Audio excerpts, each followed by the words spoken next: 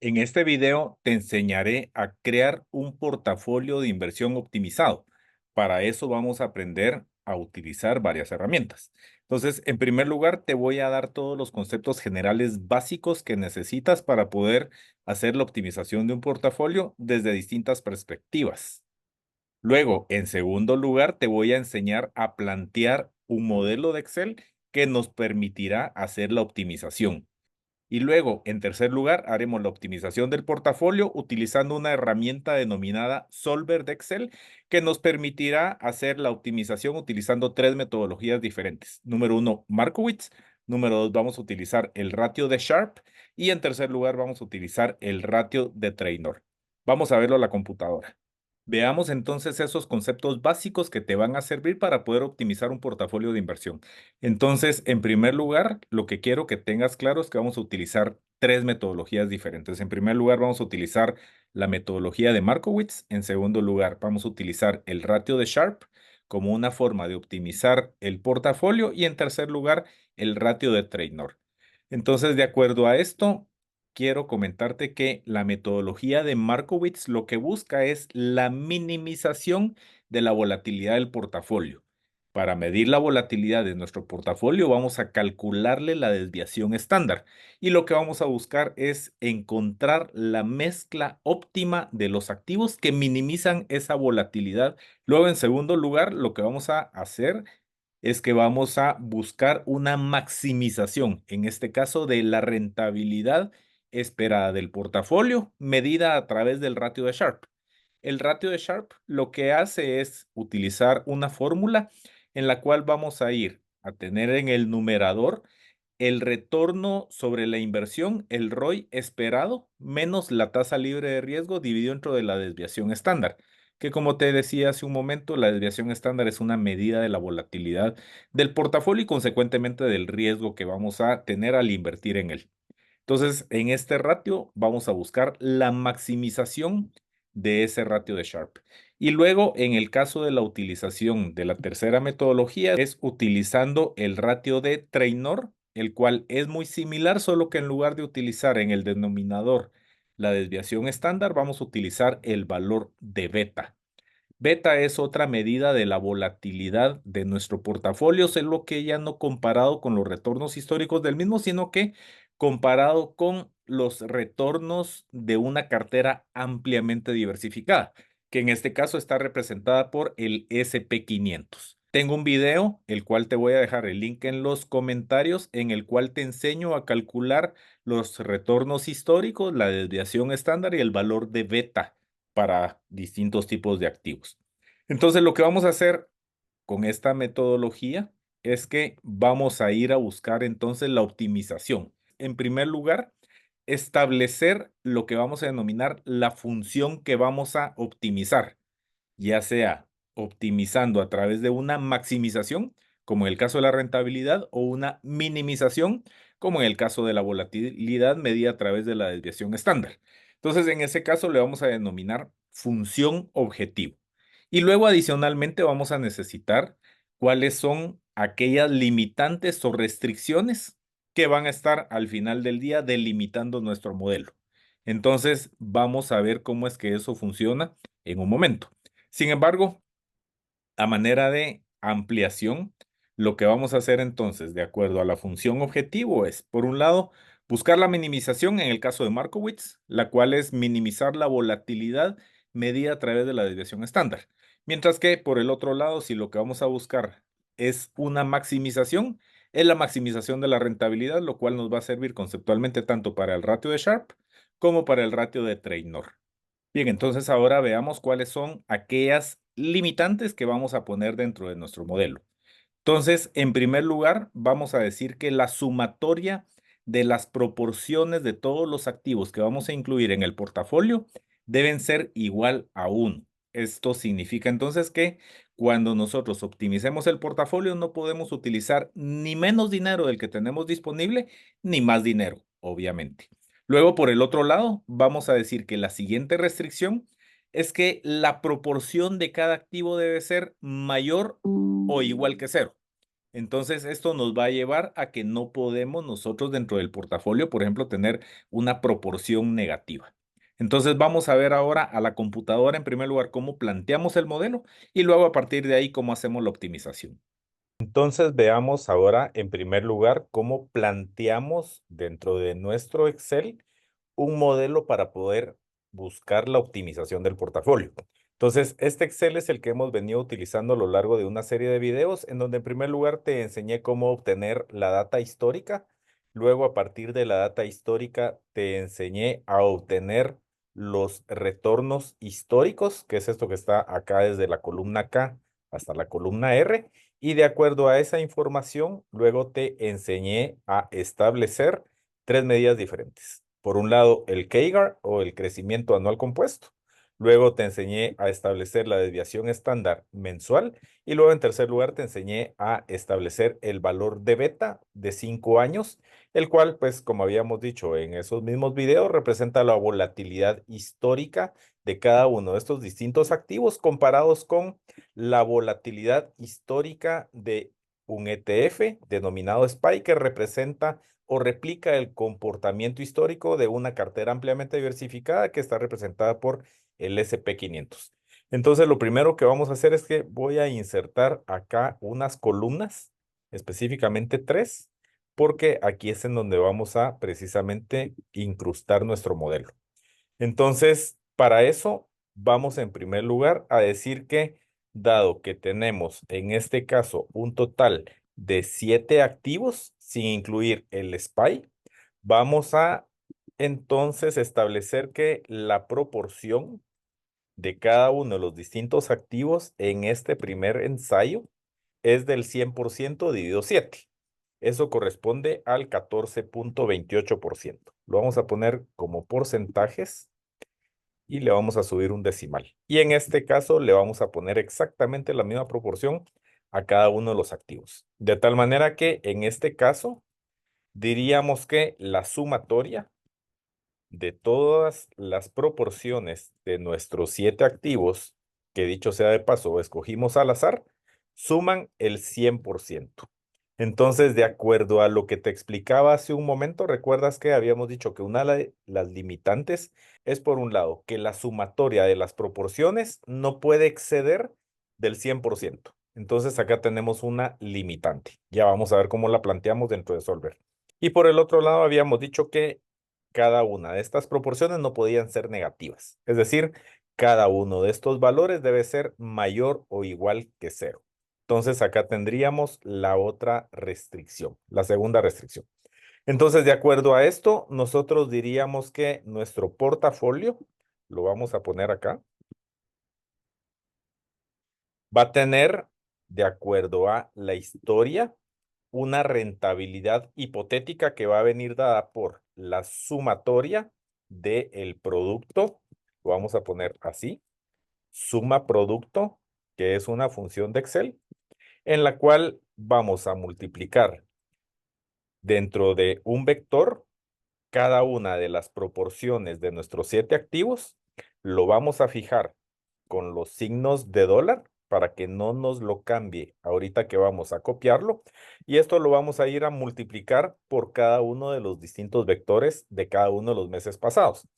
En mi caso, de acuerdo a la configuración regional que tengo en Excel, me pide punto y coma. Por lo tanto, ahora voy a ir a marcar la rentabilidad histórica de cada uno de los distintos activos. Por lo tanto, ¿qué significaría esto? Voy a poner acá signo de porcentaje, de tal manera que tengamos la hipotética rentabilidad histórica si hubiésemos nosotros invertido 14,3% en Apple, 14,3% en Nvidia, 14,3% en United Health Group, etcétera. De tal manera que para este mes que cada uno de estos activos tuvo una rentabilidad, nosotros hubiésemos obtenido un portafolio con una rentabilidad del 4,7%.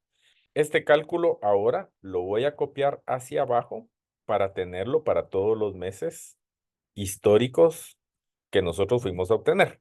Bien, entonces esta sería la rentabilidad histórica de cada uno de los distintos meses para nuestro portafolio. Y ahora lo siguiente que vamos a hacer es que, de acuerdo a estos retornos, vamos a poner aquí a la par, nosotros hipotéticamente hubiésemos tenido en el mes cero un valor de 100 en el portafolio. De tal manera que para el primer mes diríamos que tendríamos entonces un monto en el portafolio de 100 multiplicado por uno más la rentabilidad hipotética del portafolio. Es decir, en este caso, un 4,7% adicional. De tal manera que para este primer mes tendríamos, subiéndole 2 decimales y ampliando el ancho de la columna, un total de 104,65. Ese sería el valor del portafolio. De tal manera que para el siguiente mes, igual, tendríamos 104,65 multiplicado por uno más la rentabilidad de ese siguiente mes, que era del 3,3%. De tal forma que tendríamos 108,13. Copiándolo todo entonces ahora hasta abajo, nosotros estaríamos diciendo que si hubiésemos invertido 100 en un portafolio que hubiese tenido esta proporción para cada uno de estos 7 activos, tendríamos al final de los 5 años 259,28. Entonces, dado que aquí tengo cada una de estas medidas, voy a calcularlas de una vez de manera directa para nuestro portafolio. De tal manera que entonces diríamos que el CAGR es, vamos a usar la función de Excel tasa, de tal manera que en este caso me pregunta en primer lugar la cantidad de periodos. En este caso son 5 años la data histórica que estoy representando. Luego, el siguiente parámetro que me pide es una serie de pagos periódicos. En este caso no tengo, por lo tanto voy a poner 2 veces seguidas punto y coma. Luego me pide el valor actual. Voy a poner signo negativo para que Excel me reconozca cuál es el valor inicial. En este caso, mi portafolio, que recuerdas eran 100. Y luego, a partir de allí, vuelvo a poner punto y coma.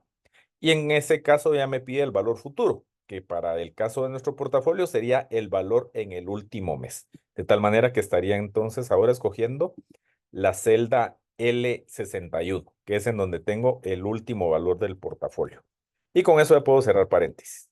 Y esto me diría entonces que para mi portafolio, si es que hubiese invertido en esos 7 activos, en las proporciones que tenemos acá arriba, que corresponden al 14,3% para cada uno de ellos, hubiésemos obtenido un retorno del 21%.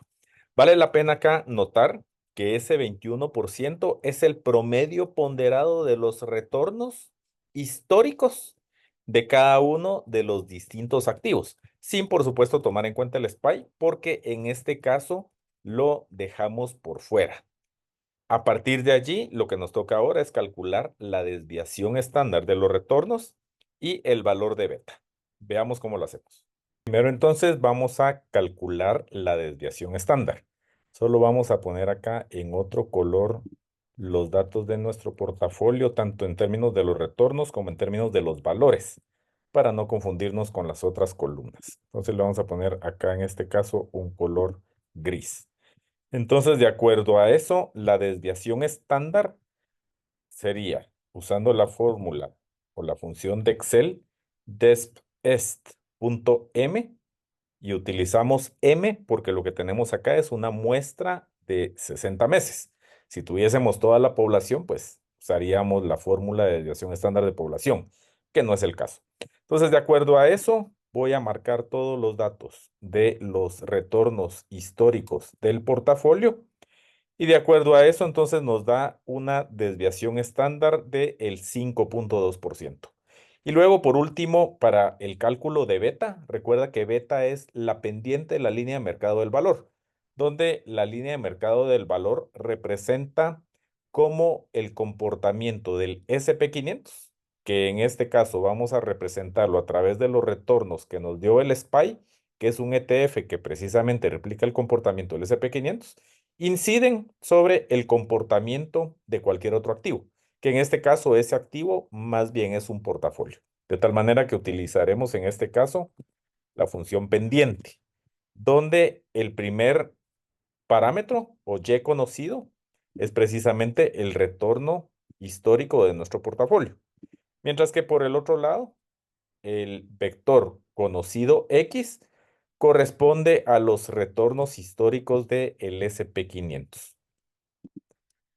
Cierro paréntesis y con eso obtenemos que el beta de nuestro portafolio es de 0.89. Acá vale la pena hacer notar algo sumamente importante desde la perspectiva de la rentabilidad y desde la perspectiva del riesgo. Primero hablemos de la rentabilidad. Entonces, observa, la rentabilidad del portafolio habíamos dicho que es el promedio ponderado de los retornos individuales de cada uno de los distintos activos. De tal manera que nosotros en el portafolio estaríamos obteniendo un 21% de retorno, el cual al final del día, dado que en este momento todos los activos tienen la misma proporción, vendría a ser precisamente el retorno promedio ponderado de cada uno de estos distintos activos. Es decir, este retorno estaría pues básicamente en el punto intermedio de acuerdo a la dispersión que tienen estos activos. Ahora bien, observa, y aquí viene lo interesante. Cuando nosotros creamos un portafolio que tiene una baja correlación, lo que vamos a observar es que cuando introducimos más activos que precisamente tienen esa característica, la desviación estándar que mide la volatilidad no termina siendo el promedio de las desviaciones estándar de cada uno de los distintos activos. Más bien observa acá.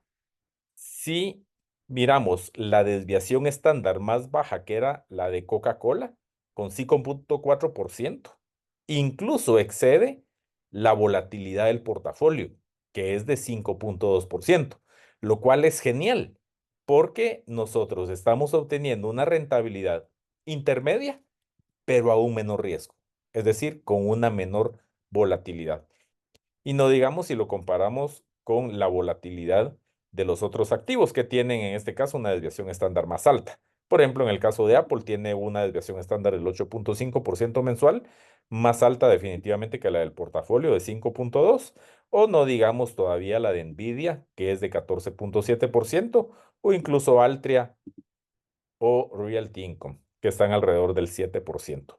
Lo mismo sucede en el caso de Beta, solo que no es tan dramáticamente, porque en el caso de Beta, observas que sí, de hecho tenemos una dispersión de valores desde Lockheed Martin, que tiene un beta de 0.47, hasta llegar a Nvidia con un beta de 1.71.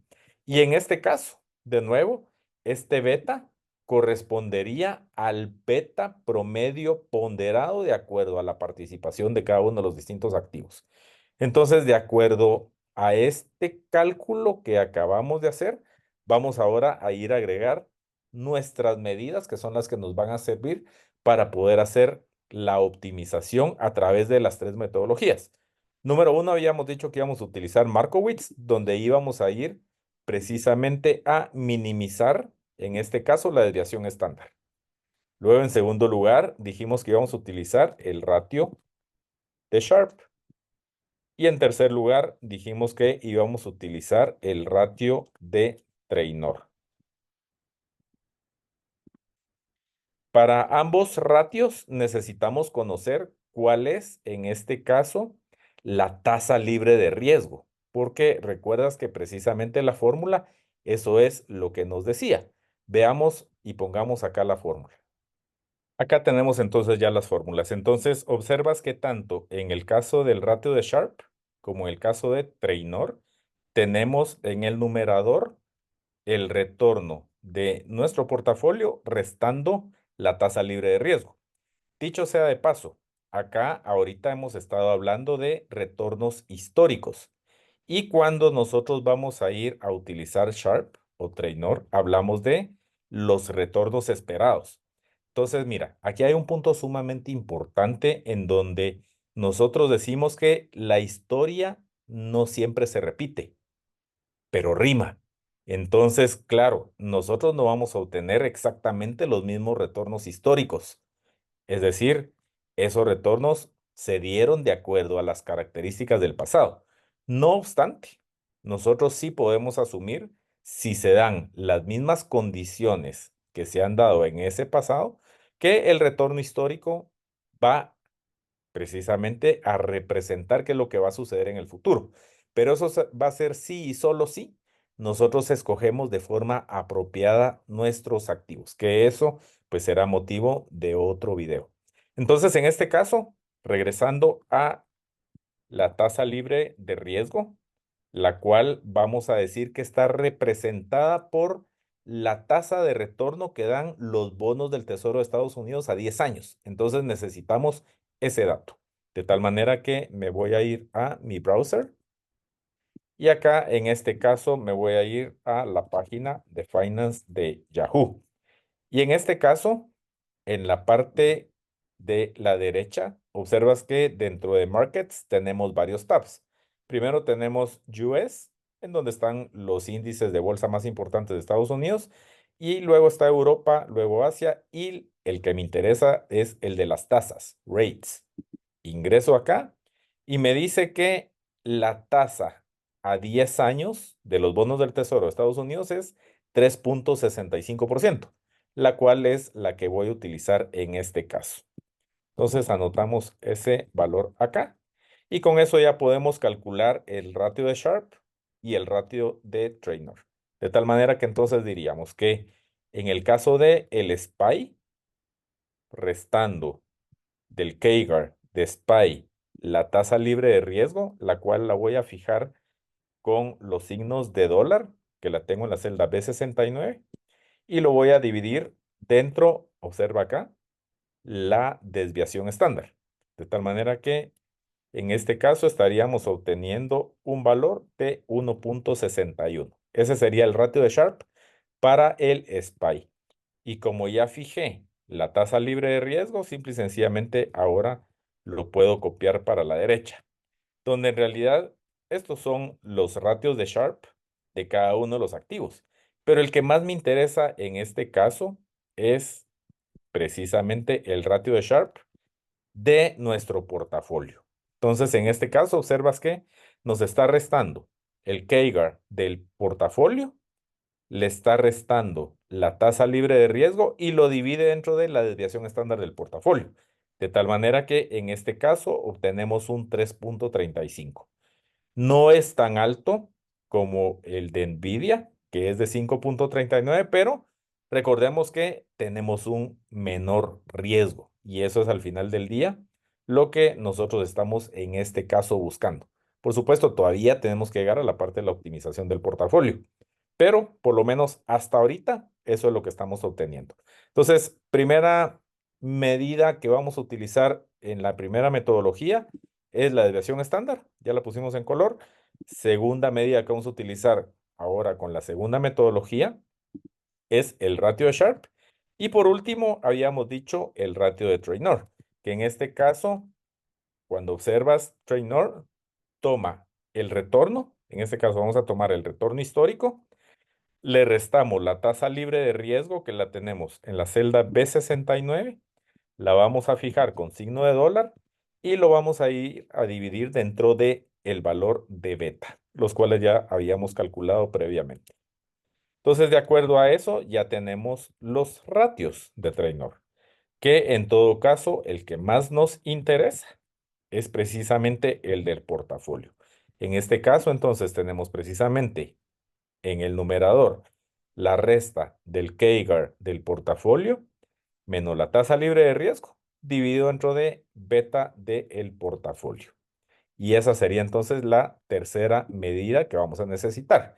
Entonces vamos a poner acá y cambiar el nombre de la hoja 1 y vamos a decir que este es el escenario base. Y luego la voy a copiar 3 veces para que podamos tener exactamente la misma hoja, pero 3 veces de manera diferente. De tal manera que vamos entonces a la primera hoja a denominarle Markowitz, porque ahí es en donde vamos a correr ese modelo. Luego la vamos a copiar de nuevo y vamos a esta a llamarle Sharp, porque ahí vamos a tener el portafolio optimizado a través de el ratio de Sharp. Y luego la voy a volver a copiar una tercera y última vez, donde en este caso vamos a tener el modelo que vamos a correr para Trainor. Perfecto. Entonces, con eso nos vamos a ir a Markowitz. Entonces, vamos ahora sí a utilizar el solver. Olvidémonos ahorita por un momento de estas otras medidas y concentrémonos únicamente en la desviación estándar. Recordemos que lo que hace la metodología de Markowitz es buscar un portafolio en el cual vamos a establecer cuáles son las proporciones que debiésemos de tener de cada uno de estos distintos 7 activos para poder minimizar la volatilidad medida a través de la desviación estándar. Entonces, en este caso, me voy a ir al menú Datos y acá tenemos ya instalado el solver. Y observas que acá nos piden varios parámetros. Antes de comenzar, quiero vincularte los parámetros de esta ventana con la teoría que hemos platicado. Entonces, por un lado, acá tenemos la parte de la función objetivo. En el caso del solver de Excel, nos dice que establezcamos en qué celda está nuestra función objetivo. En el caso de Markowitz, lo que nosotros queremos es minimizar la desviación estándar, de tal manera que vamos a ir a escoger la celda en donde precisamente está la desviación estándar. Entonces voy a marcar aquí y le voy a ir a decir que precisamente está en la celda L64, en mi caso. Lo que quiero es minimizar. Por default me da maximizar, pero le voy a poner que lo que quiero es minimizar.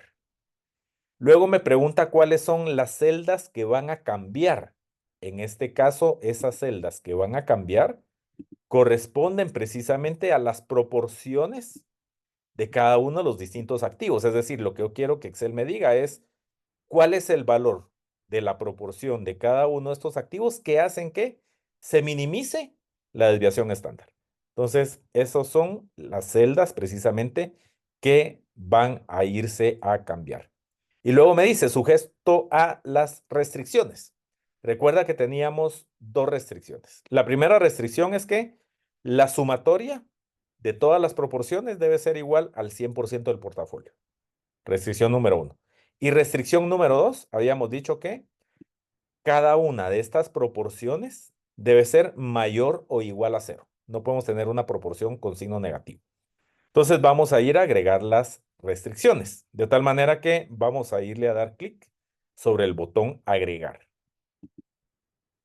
Entonces acá ya me dice, ¿cuál es la referencia de la celda? En este caso, la referencia de la celda, voy a comenzar por la restricción 1, corresponde a el portafolio en su sumatoria, de tal manera que lo tengo en la celda K1. Y esa celda, voy a abrir este menú desplegable, le voy a decir que quiero que sea exactamente igual a 1, es decir, al 100%. Le voy a dar agregar y en este caso voy a irle a decir que la siguiente restricción no es una celda, sino que más bien es un grupo de celdas, de tal manera que las voy a marcar todas.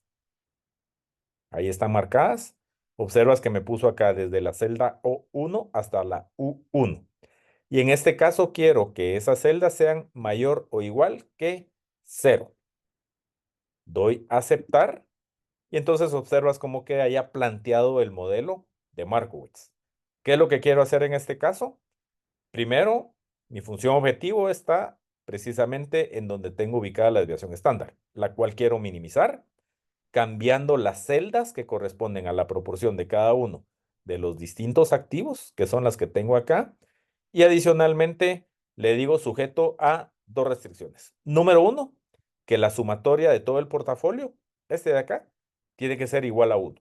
Y por el otro lado, que todas las celdas de las variables, es decir, las proporciones, deben de ser mayor o igual que 0. Entonces, voy a dejar acá, en este caso, dentro de este menú desplegable, escogido que es una programación no lineal.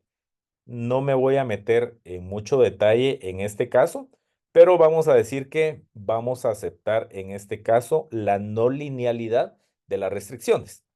Entonces, esa es la que voy a escoger y con eso voy a ir a dar resolver.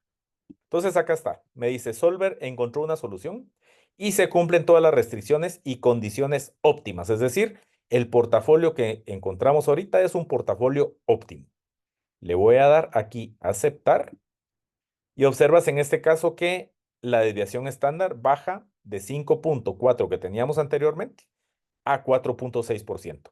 Ahora bien, observa acá cómo quedaron las proporciones o qué es lo que nos está diciendo precisamente en este caso Solver.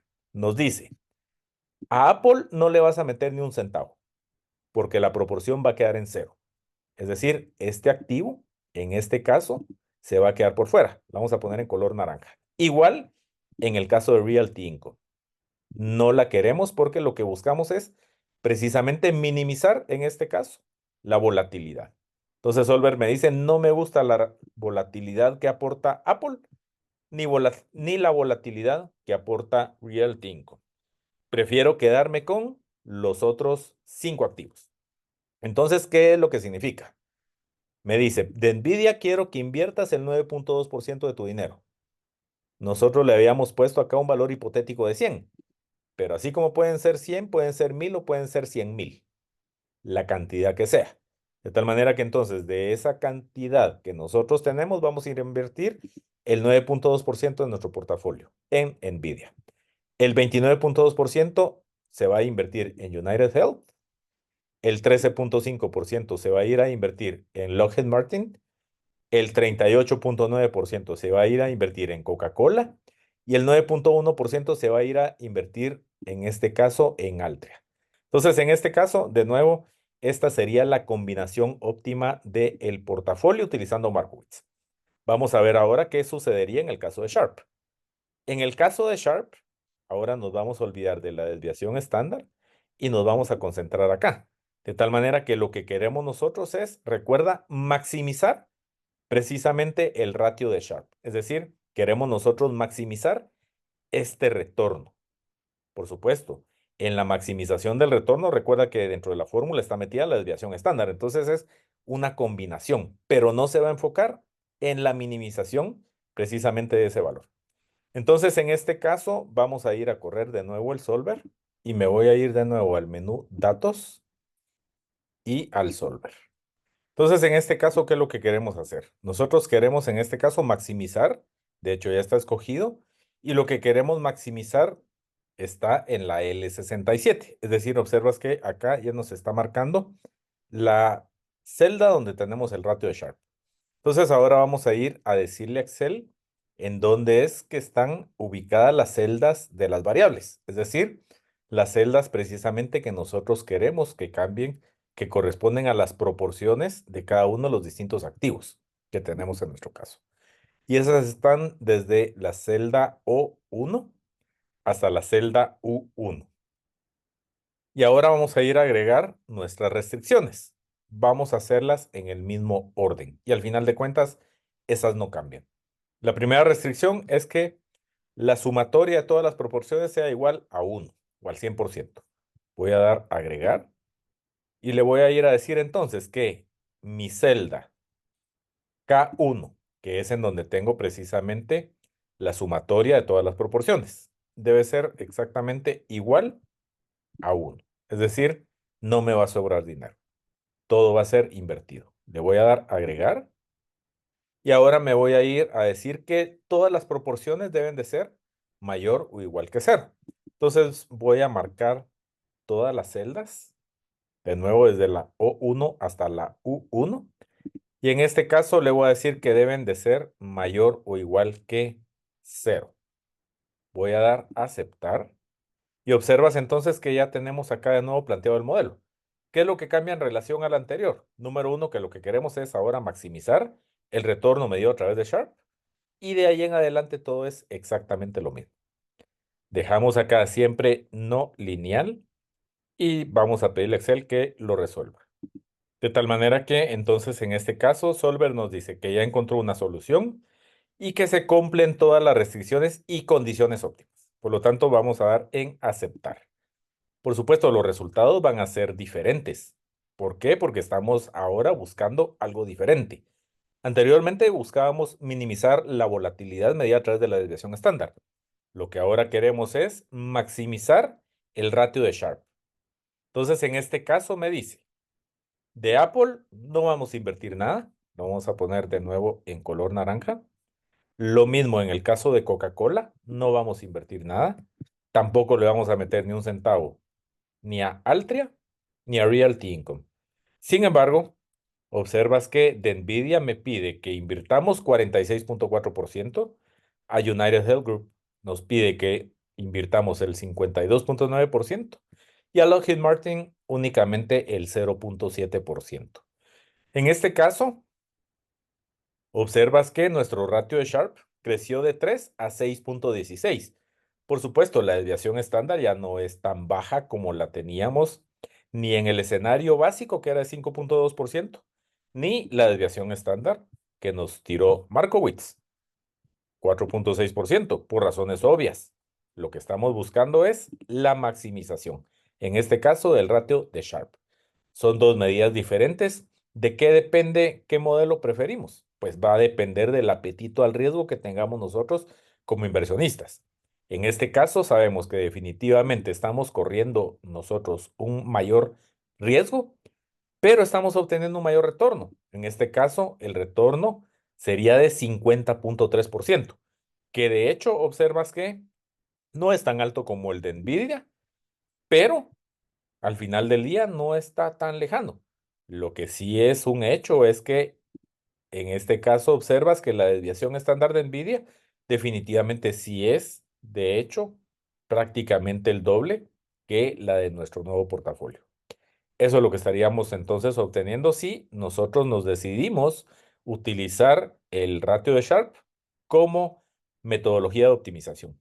Y por último, vamos a ver qué nos dice Traynor. En el caso de Traynor, de nuevo vamos a ir a maximizar lo que obtenemos a través de este ratio. Entonces, en este caso lo tenemos en la celda L69. Por lo tanto, nos vamos a olvidar del resto. Entonces, vamos a irnos de nuevo al menú Datos. Vamos a ir a Solver. Y lo que vamos a hacer es precisamente en nuestro modelo, ir a maximizar la celda L68, la cual corresponde precisamente a donde tenemos el ratio de Traynor. Y vamos a irle a decir de nuevo de ahí en adelante todo exactamente lo mismo. Entonces diríamos que en este caso las celdas de las variables que nosotros queremos cambiar precisamente están desde la celda O1 hasta la U1, que son las proporciones. Y luego vamos a agregar las restricciones. Primera restricción, que la suma del portafolio sea igual a 1 o al 100%. Y segunda restricción, que todas las proporciones de las variables sean mayor o igual que cero. Hagámoslo. Entonces vamos a ir a agregar celda de referencia. En este caso lo tengo en la celda K1. Y en este caso vamos a decir que esa celda debe ser exactamente igual a 1. Vamos a dar en el botón agregar. Y por último, en la siguiente restricción le vamos a decir que todas las proporciones deben de ser mayor o igual que cero. Y con eso entonces vamos a dar a aceptar y vamos a ver qué nos tira este portafolio optimizado utilizando Traynor. Doy resolver. Y observas entonces en este caso que nos dice Solver ya encontró una solución, se cumplen todas las restricciones y condiciones óptimas. Por lo tanto voy a dar aceptar.